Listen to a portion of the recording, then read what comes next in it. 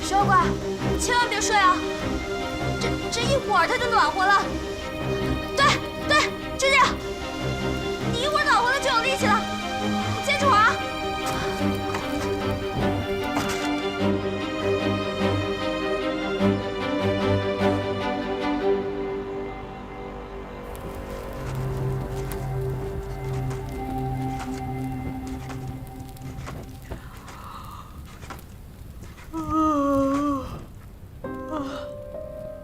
小乖，我跟你说，你以后再也不能轻易的相信那些所谓的网友。那电脑前坐的是个人还是条狗，你都不知道。还有啊，以你的身体呢，你就应该随身携带暖宝宝。这暖宝宝是什么呢？就是你往身上一贴，一会儿就发热了。不过，想着你满身贴满暖宝宝的样子，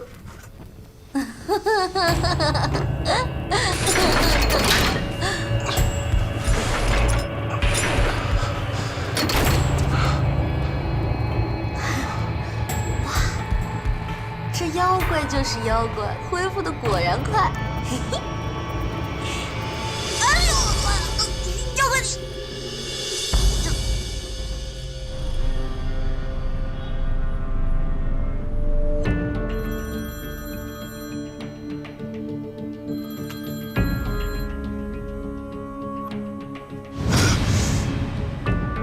说什么？跑了？对不起，老板，我们可以再找机会啊。你以为他还会再上当吗？已经打草惊蛇了，暂时不要再随便行动。好的，我明白了。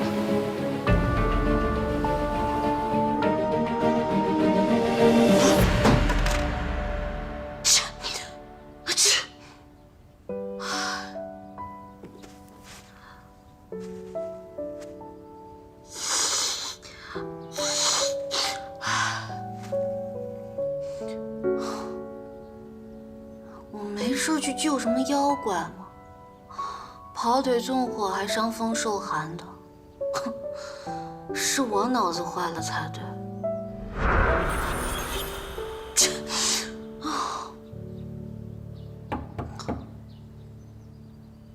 感谢的话不用说了，救你我已经后悔了。我们谈谈。谈什么呀？关于你的一切我都不感兴趣。上当受骗那是你自己的事儿，我只希望你能尽快离开，别再给我添什么麻烦。哼，还说什么保护我，现在到底谁保护谁啊？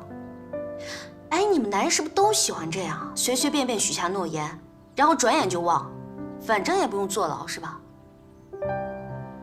哼，现在倒好，我受伤了，感冒了，也没有办法工作了。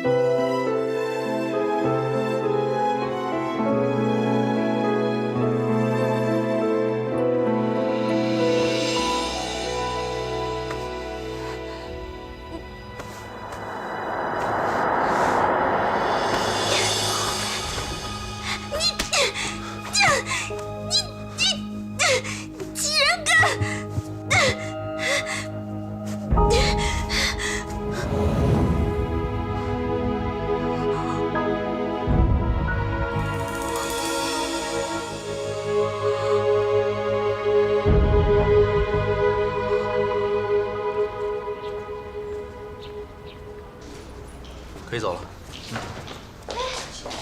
你没事吧？明天就知道闯祸里啊！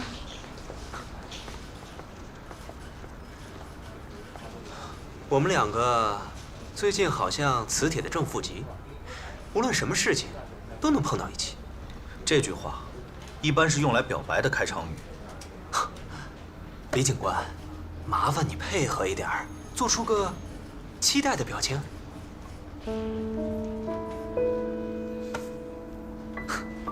证据不足，人可以带走，但是匕首上只有道具师和男主演的指纹，可金小饼还没有洗脱嫌疑。无论如何，多谢你了。等等，你有没有想过，如果不是小饼，那会是谁？真的只是有人蓄意报复，或是意外？我倒是觉得，这更像是警告。我会查清楚的，但是警察办案讲究的是证据，而不是猜测。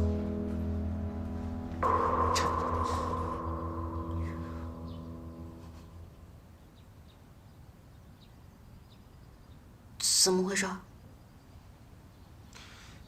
我会保护你的。我问，这个是怎么回事？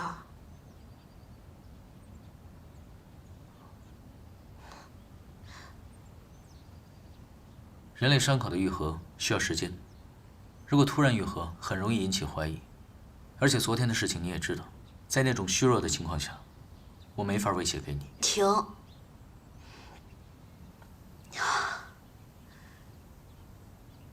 我们现在来整理一下关于你的冷门知识。第一，你是地球上移动速度最快的生物，没有意义。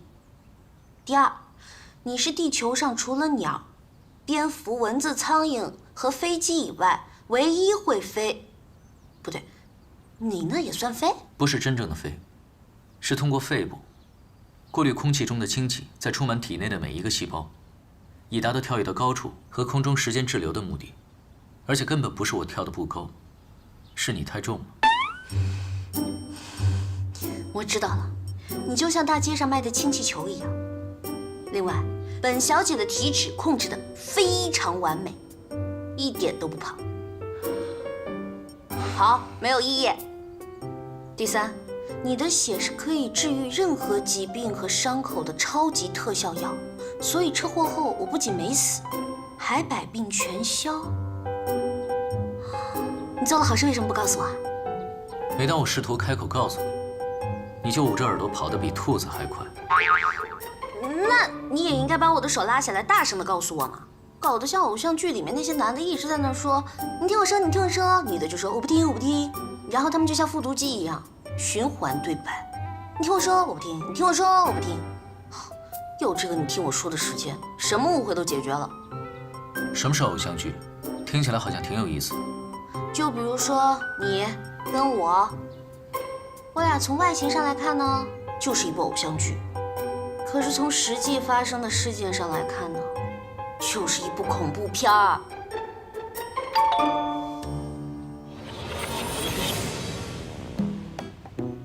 冯洞洞？不是，门口来了3个人，还有3个人在车里等。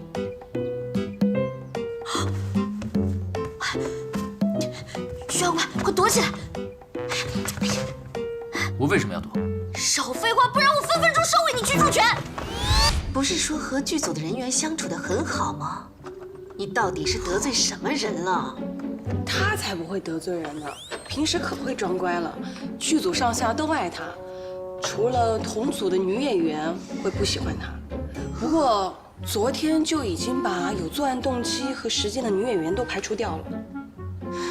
所以说，这就是典型的死了都不知道得罪了谁。什么？你为什么非让自己的人生过得这么辛苦？普通一点不好吗？小小姐可以准备换药了。不用，我觉得昨天那个医生的包扎技术非常好，我觉得我需要谨遵医嘱，明天我去找他换药。你确定你现在这个样子叫包扎技术很好吗？这内容大于形式，我说不用换就不用换了。谢谢你啊，劳烦你费心啦。可是这样会感染的。哎呀，别管他，他就是个胆小鬼。怕疼，按着也得换。张，我说不换就不换。田静直，你能不能不要这么任性啊？手心留疤会变断手，到时候更倒霉了。张轩轩，我告诉你，赶紧给我放开，要不然快姐，快姐，按住他，跟你绝交啊！别让他动！快姐，快姐，快姐！你放开啊！哎呀，不好意思，不好意思。碘酒没了？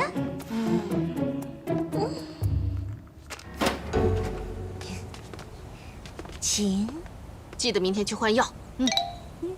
我明天一早就去。还有这辈子我最好的朋友，好好拍戏哦。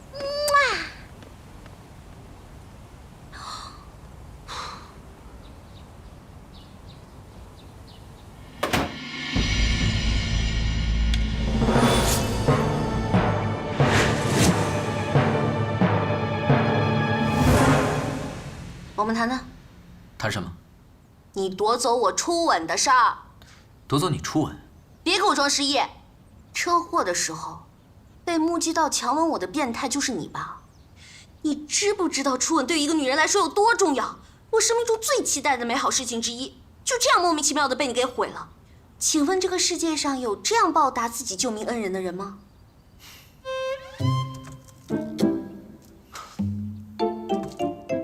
打个比方，当你喝酸奶的时候，你会不会问酸奶的意见呢？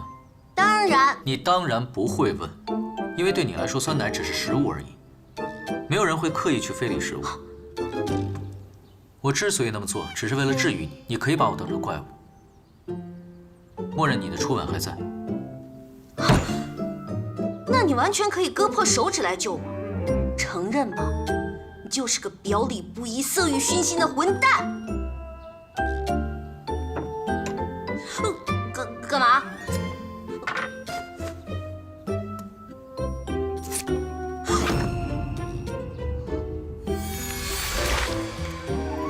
我只有用舌尖才能控制愈合的速度。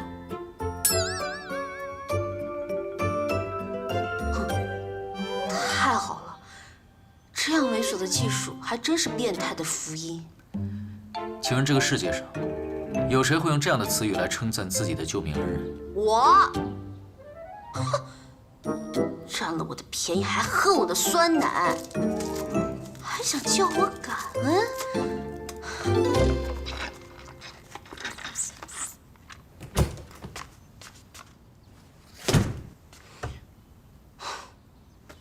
不行，一定要把他赶走。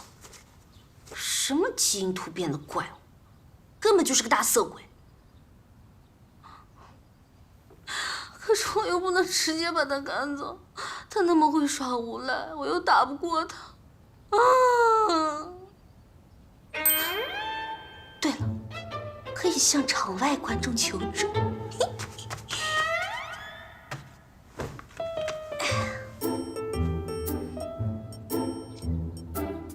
轩轩，这就是我们家的后花园，很漂亮，还有这里全部都是玫瑰花，怎么样？非常好看。那我摘一朵给你。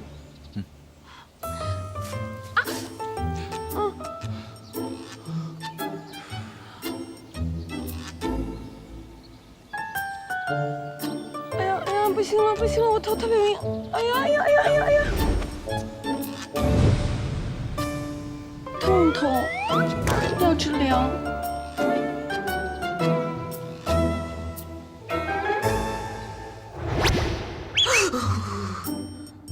张轩轩其实是个超级大花痴，他会把血妖怪当宠物养起来的。叶人渣，教授，可以开始了吗？这个怪物的愈合能力很强，只有舌尖部位愈合完。先把它的舌头切下来，来，放松，张嘴。不行不行，活体解剖太残忍了。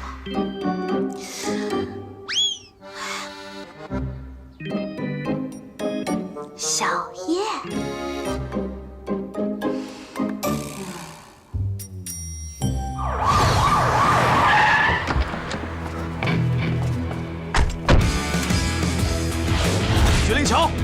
你已经被包围了，我数3声，你举起双手，否则我们就开枪了。1、2、3。太慢了。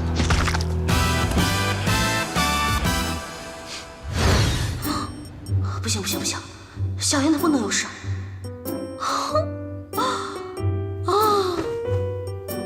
算了，还是明天去问问大师吧。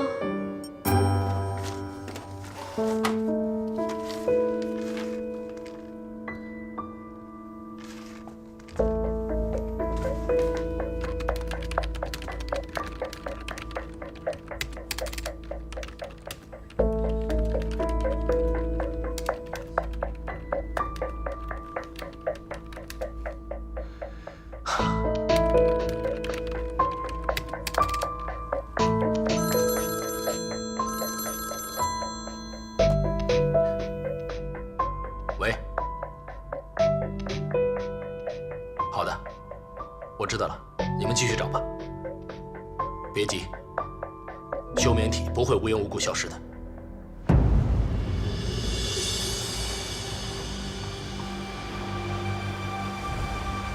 这次是我太大意了，差点重蹈覆辙。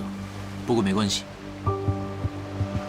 他想抓我，我正好可以想个巧妙的办法，主动出击，引蛇出洞。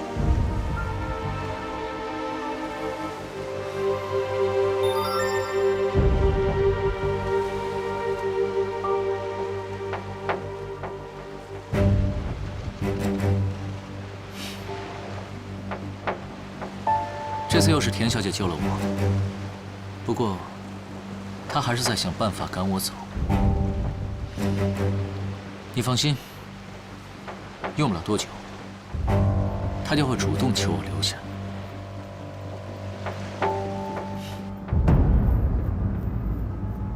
哎，张大师，以后你会经常参加电视节目吗？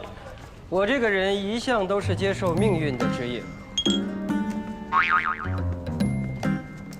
所以说，是福不是祸，是祸躲不过。人的命运呢，大师，在一生当中。借不说话。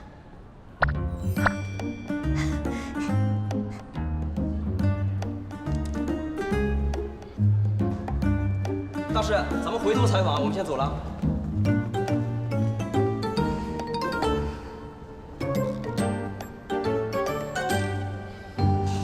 田小姐怎么没提前打个电话？怕你不接。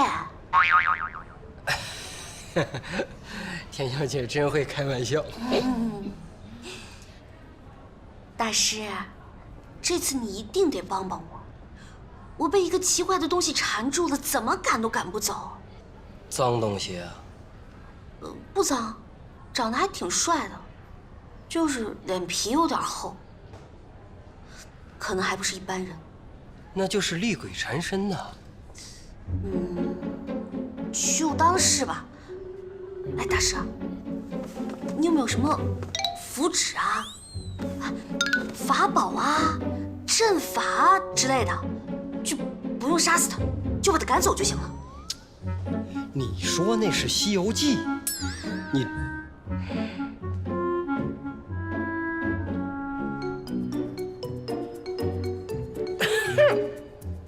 田小姐，你看我都这么大年龄了，身体也不是很好，能够缠上田小姐的厉鬼，恐怕老夫也奈何不了啊。哎呀，大师，你就不要有所保留了。你的爱徒张轩轩说你可是神算界的这个。解铃还须系铃人啊。什么意思啊？这个事儿是不是因你而起？是啊。对呀，所以说你就是那个铃儿，不是你就是那个系铃人呐。你想，他能够缠上你，说明他有未了的心愿。你只要帮他把心愿完成，他自然就走。你找我干什么？那为什么是我呢？缘分。你说我们是不是很有缘分？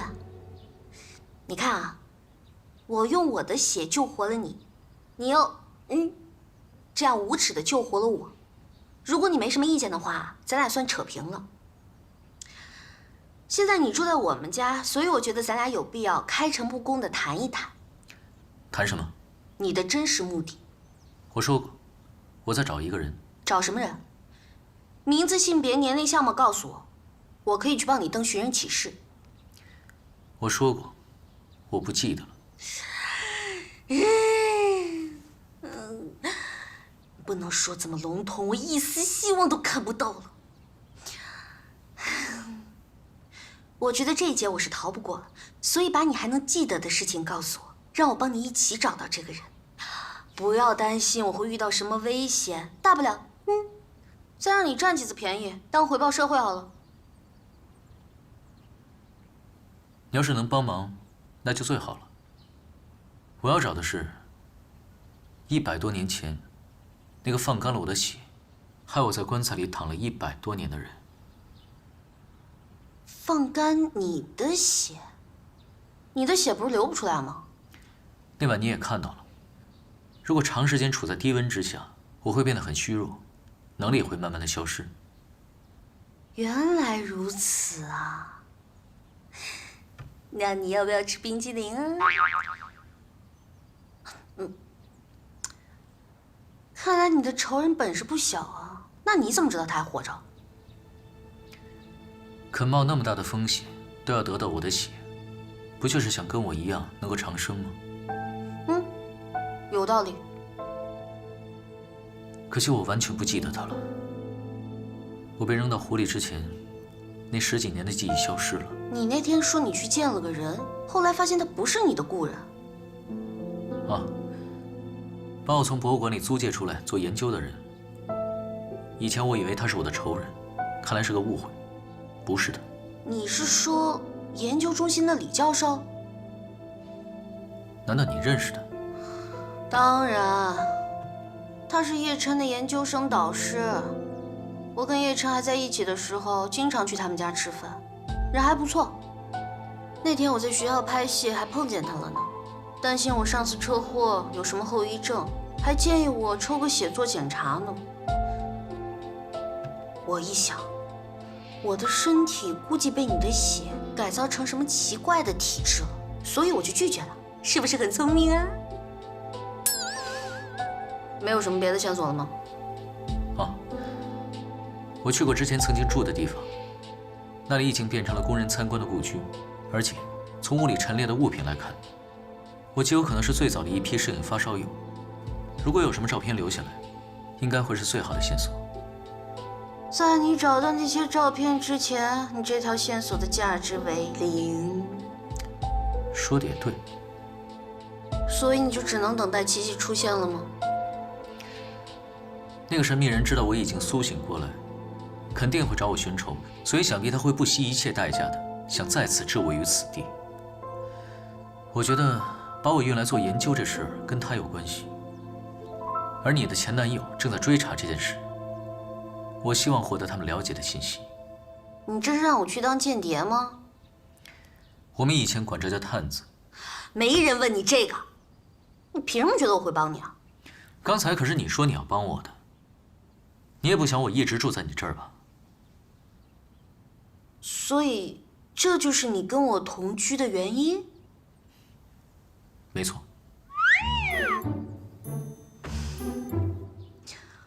我还以为……算了。怎么？还以为是你的美貌吸引了我？我不美吗？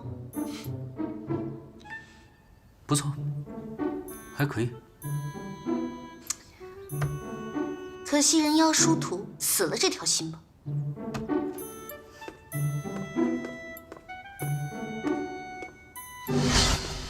那你会帮我吗？我有其他选择吗？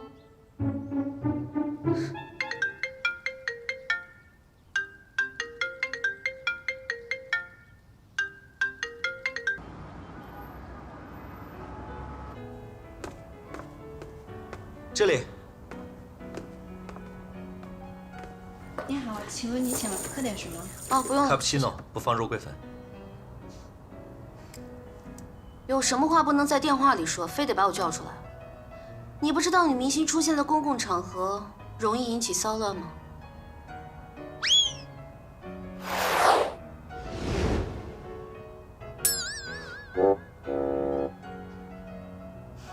你的手没事吧？除了这个以外，已经好的不能再好了，人气上涨，接到了不错的剧，还认识了一个神奇宝贝一样的男人，前途一片光明。那就好。也祝你和谢玲丽幸福，小燕弟弟。小芷，不管你相不相信，不管我们是什么样的关系，我都不愿意看到你受到伤害。少自作多情啦！本小姐铜墙铁壁，刀枪不入，见我哪次分手要死要活的？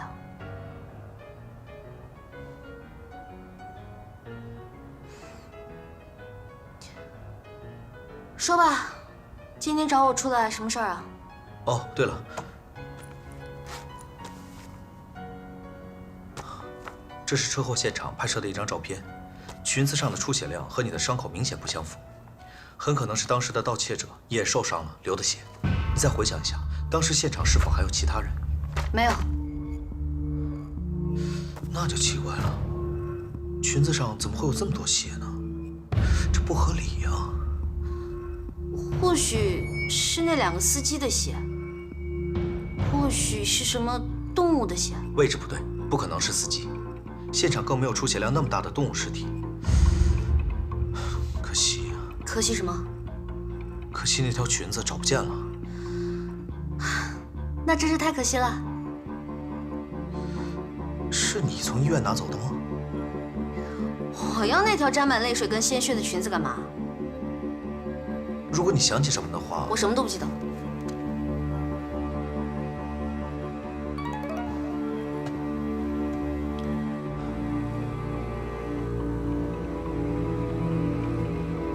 你把车借别人了？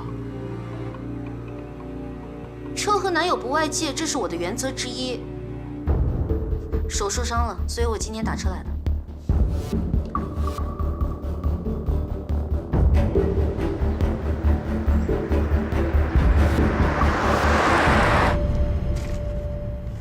1个月整理一次拍卖档案根本就没必要嘛，1季度1次就好了。好了，不要抱怨了，我们先去办公室把上个月的资料报过来，等下请你吃宵夜。真的？那就让你破费了。走。晚上吃什么？你想请我吃什么？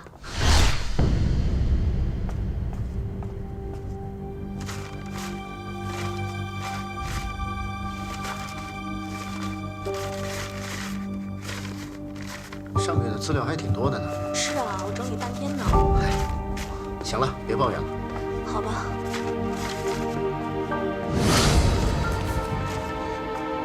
怎么了？没事儿。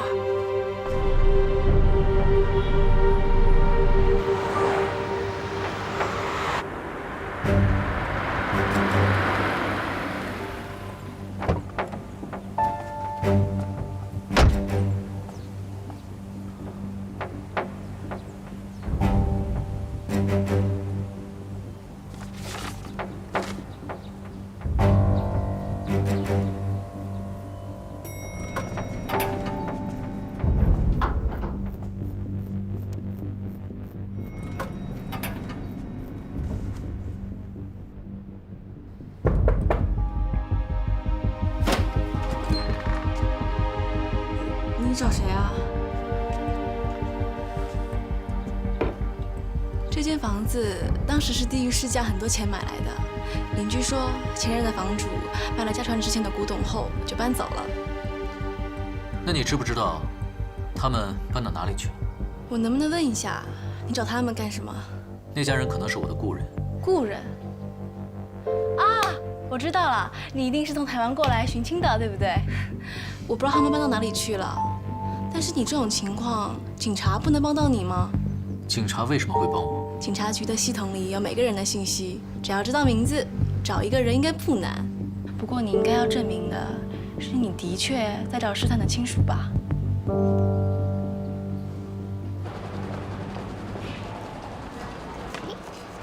厉老师喜欢的柠檬苏打。谢谢，不用这么客气吧？去警察局只是举手之劳而已。对你来说，什么事情都是举手之劳。把生活有困难的学生招进研究中心是举手之劳，去警察局帮忙保释也是举手之劳。你那么多的举手之劳，对我来说都是救命一样的天大恩情。太贵的我也请不起，不过学校的餐厅还是可以随便点的。那我就不客气了。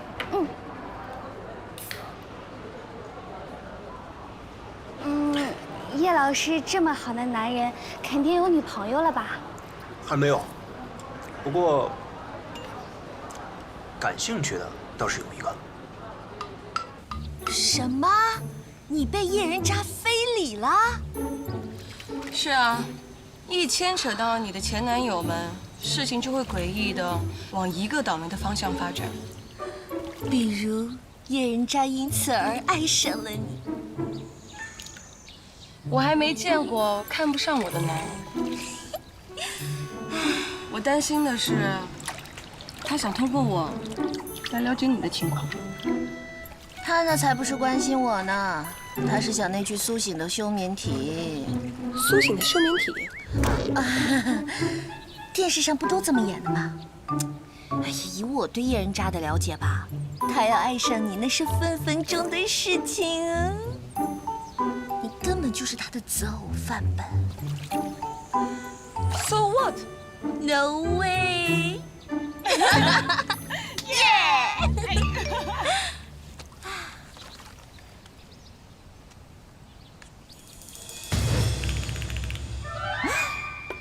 发生什么事儿了？喂，你好，我的信用卡好像被盗用了。什么？银行网上商城送货上门？送哪儿？金花园30号。那是你自己家。那个，我有急事，我先走啊。明天片场见啊。哎，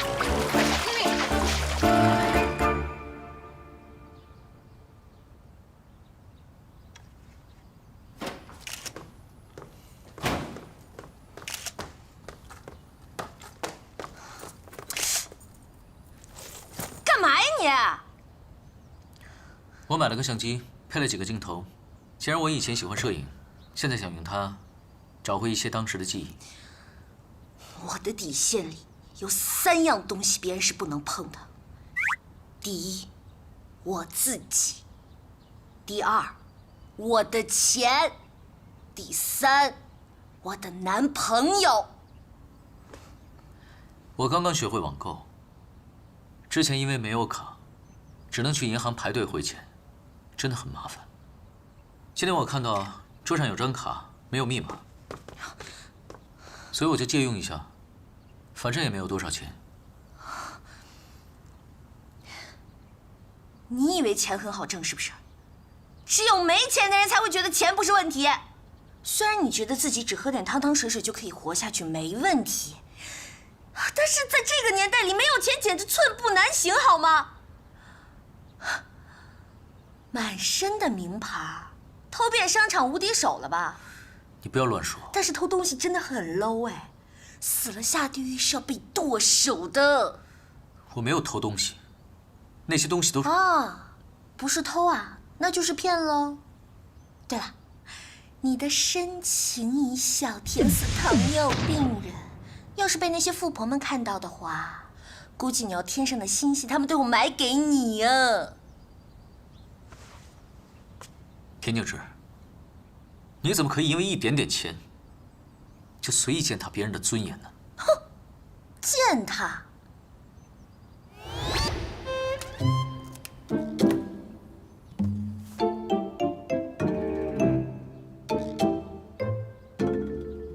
下周搞错没啊你？你拿什么还啊？这个你完全不用担心。你准备就这样一直下去了吗？我是说，你现在还不知道什么时候能找到你的仇人，就算找到了，报了仇，你以后还是要生活下去的嘛。现在的社会跟100年前差很多，到处都是电子眼，如果被拍到飞来飞去的话，会被拿去做研究的。而且没有一个正常的身份跟工作，也很容易被人怀疑的。我不会连累你的。哎，我不是那个意思。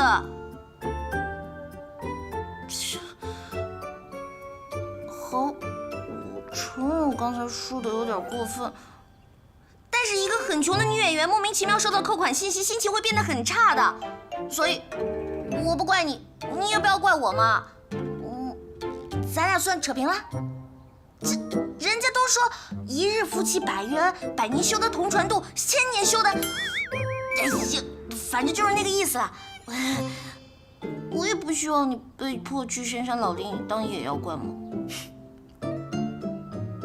那你有什么高见呢？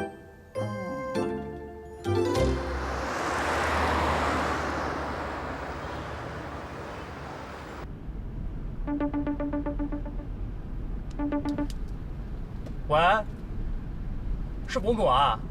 邓邓啊，今天咱们家小侄怎么样了？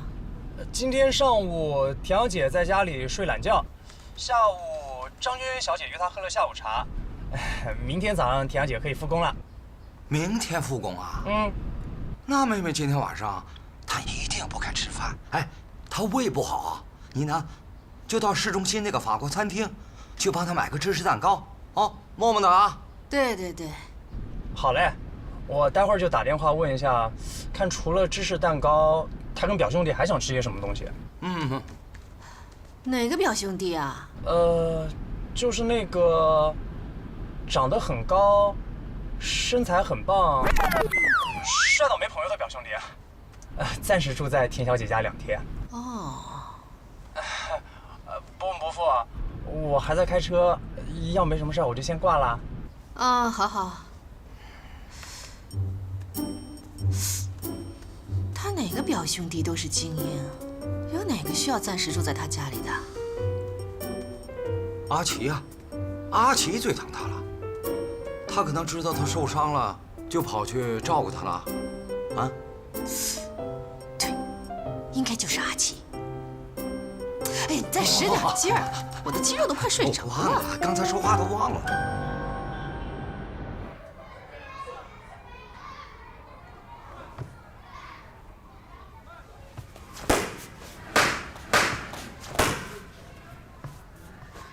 笔姓薛，名灵乔，灵乔2字是我母亲所取，意为美好而高大，这是母亲的愿望。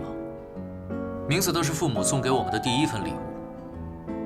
初次见面，我们要互通姓名，这是了解彼此的第一步，好吗？小芝，交小朋友是很需要有耐心的。哎，你介绍这些帅哥还真不错。馆长爸爸满意就好啦。原来小时候在这学跆拳道，馆长爸爸那么照顾我。介绍个人嘛，举手之劳啦。我年纪大了，心有余而力不足了。这次啊，你可真是帮了大忙了。不过，他真不是你新交的男朋友吗？都说了，他欠我钱。哦，这年头还有谁敢欠你钱？那不是一辈子要赔进去吗？既然不是你男朋友，我就放心了。否则啊，没2天你就吃醋，就不让他来了。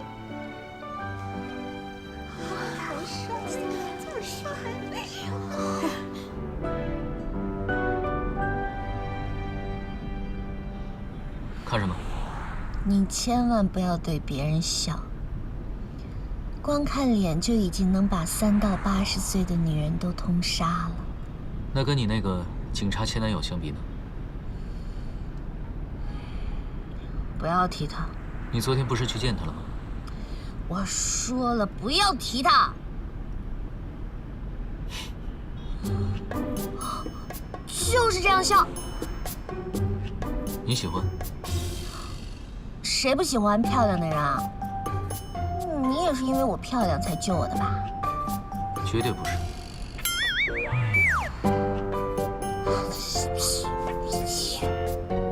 不过，你真的是一位善良的人。知道就好。也只有我这种好心的人才会收留你这种3无产品。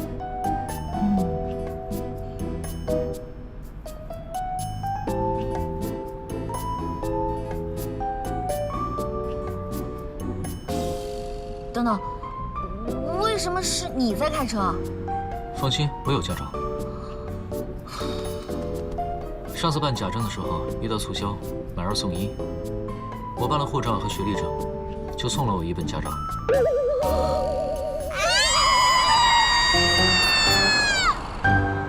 所以你之前在国外开那种加煤的车，每开10几分钟就要停下来去加1次煤？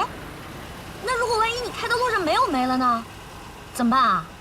是发生过这种事，只能停下车来，自己跑去把煤买回来。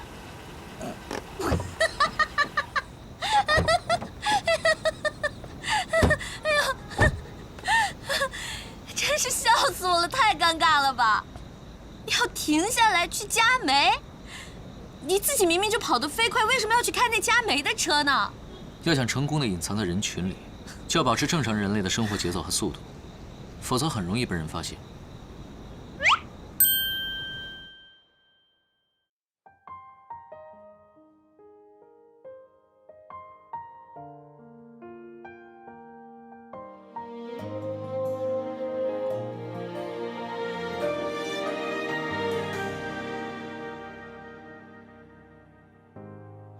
于是坏掉的龙头，滴滴答答生了锈，床头想你的人偶，不是提醒我已过很久，你没开口，你没说跟我走，所谓以后，一眨眼就到头。你没开口，你没再出现在路口，这次换我，不随便再说放手。那天以后再没亮起的路灯，说过时间不会再有的永恒，我还在等，会终不问，你会不会不是我一人回来，因我一生等你开口，等你说跟我走，所谓以后，一眨眼就到头。